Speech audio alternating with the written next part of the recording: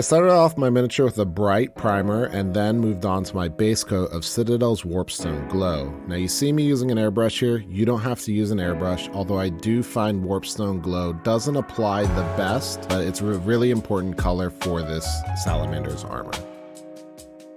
Although I started off with the armor's base color, we're actually going to start with the trim first, and that's because the trim can get a little messy and we don't want to mess up any work we did on that armor. To do that, we're going to be using Two Thin Coat's Dragon's Gold. Dragon's Gold is a nice, vibrant, saturated gold, which will shade down and then re-highlight to make it even more vibrant.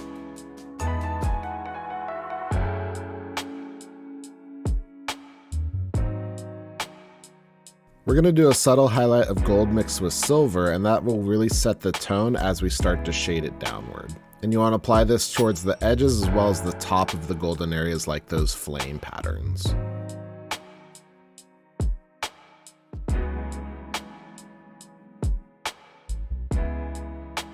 Next, we're going to be shading that gold, and to do that, we're going to be using what I consider the king of shading vibrant gold, and that is the contrast paint Gorgrunta Fur. And we are going to thin that with a little bit of contrast medium, although you can use any thinning medium to do this. Unlike normal contrast painting, you don't want to overload your brush. You want to reserve so that way you can control exactly where your paint goes. You can do this by making a dragging motion down to where you want the shadows to be. One of your goals is to pool the paint in key locations and then use the secondary brush to feather it out so it blends nicely.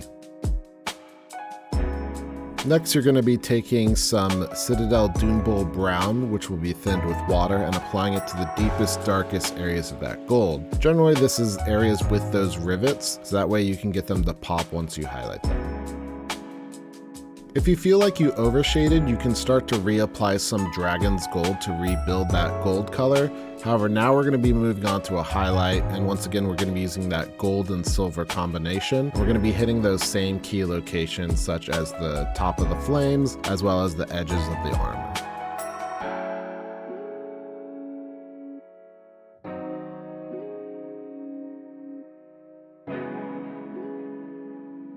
Next, we're going to be applying the final highlight for our gold, and that's going to be Speed Metal. We're just going to be applying it to those rivets as well as the corners of the armor.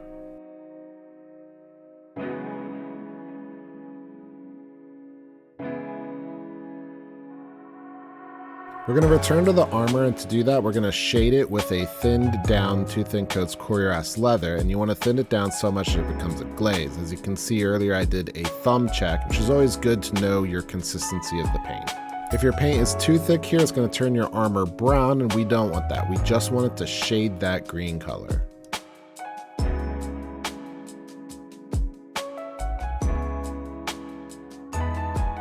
Like we did with the gold, you can pool it in some areas and then use a secondary brush to feather it out, and that can create an interesting transition.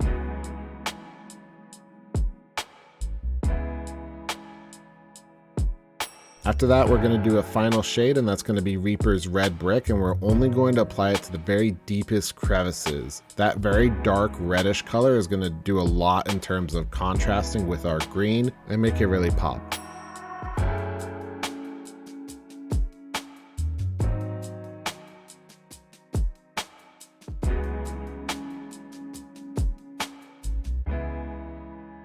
Once we're done with our shading, we're going to return to our Warpstone Glow, and we're going to rebuild that green color, and we're going to do that with a combination of stippling, glazing, as well as some feathering. And this shows you that using a variety of techniques can really make those transitions look good.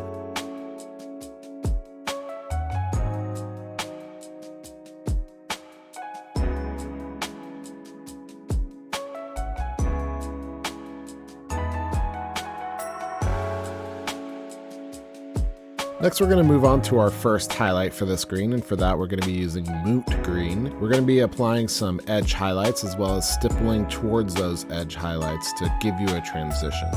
You can glaze, you can feather, just really work the armor because it's so important to a Space Marine. Make it look how you want it to look, make it look perfect. Take your time, just have fun and paint until you get it right. And this can include going back to your shade colors, your Warpstone Glow, your Cuirass Leather, and applying those as well to fix or change some of those blends that you have. Next, we're going to be doing some edge highlighting, and to do that, we're going to mix our moot green with 2 thin coats ivory tusk. With this, you only want to hit those edges with a line as fine as you can possibly get. Just because it's so bright, you don't want it to overpower the moot.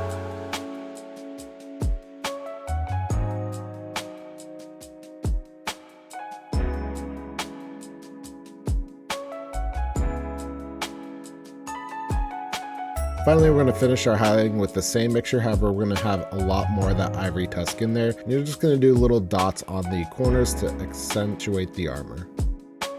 And to finish the armor off, I just did a glaze of warpstone glow just to tie everything back together.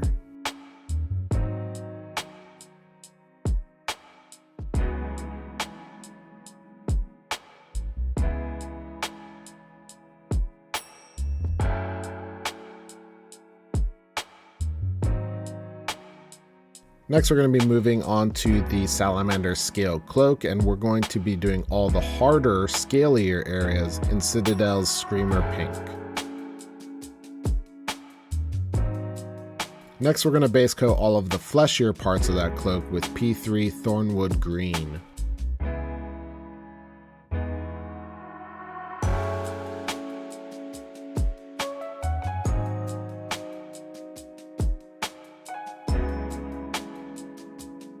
Next, we're going to be taking Ivory Tusk by 2 thin coats and applying it over the majority of that fleshy part of the hide. You want to leave some of that Thornwood Green behind, however, not a whole lot because we are going to be shading it with some other tones.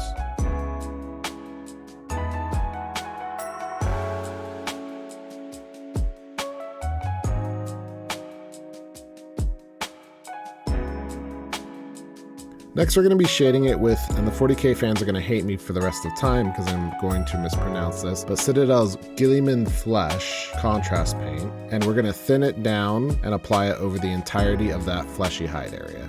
Which after that, we're going to take some of that Gilliman Flesh and add it to our Ivory Tusk and start to apply and rebuild our previous color while still having that flesh tone built into it.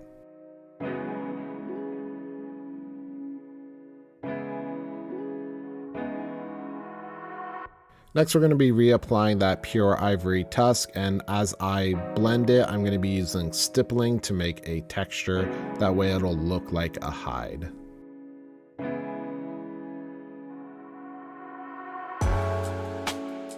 Finally, we're going to be doing some soft dot highlights of Pro Acryl's Bright Ivory to finish up that fleshy area of the hide.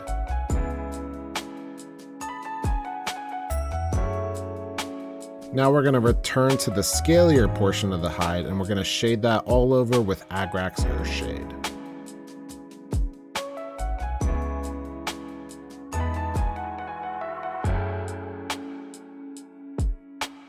After that, we're going to take 2 thin coats Glistening Gums and start to apply it as a highlight, although this will be over a majority of that portion. For the scales, you want to leave darker areas just so you can build stronger contrast.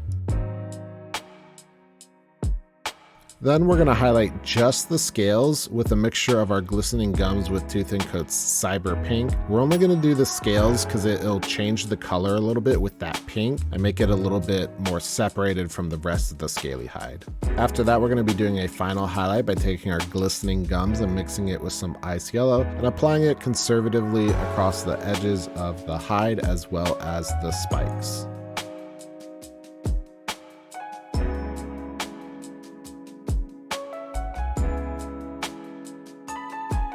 Next, we're going to move on to that iconic Ashen Skin, and this will be useful for other things such as Dark Iron Dwarves or whatever. And to start, we're going to be doing a full coat of Skaven Blight Dinge.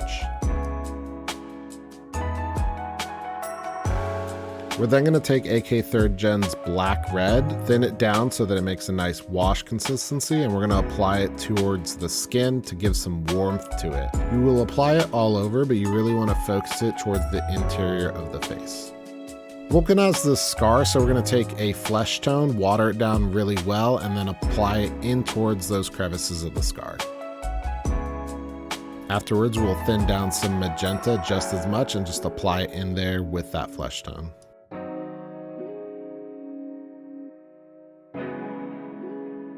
After that, we're going to be using that skin tone we just used for the scar and mixing it in with our Skaven Blight Dinge and starting to highlight the skin with it.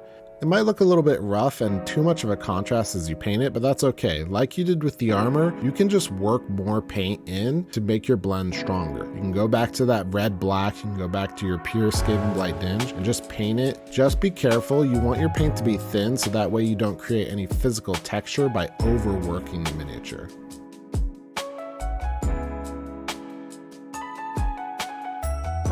And here I'm just showing some final glazing to tie everything in the skin together.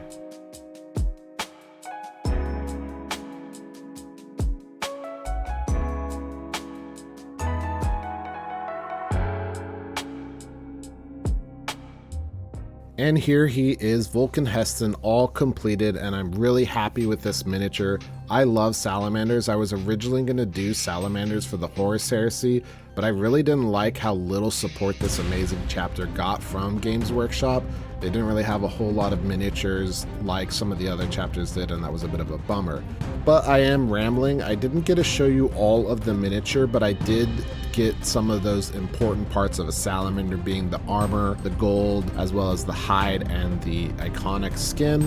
I hope you really like this painting guide. There's more to come. Life's been a little bit tough on me lately, so I have been a little delayed in getting those videos out, but I do plan on bringing out a lot more.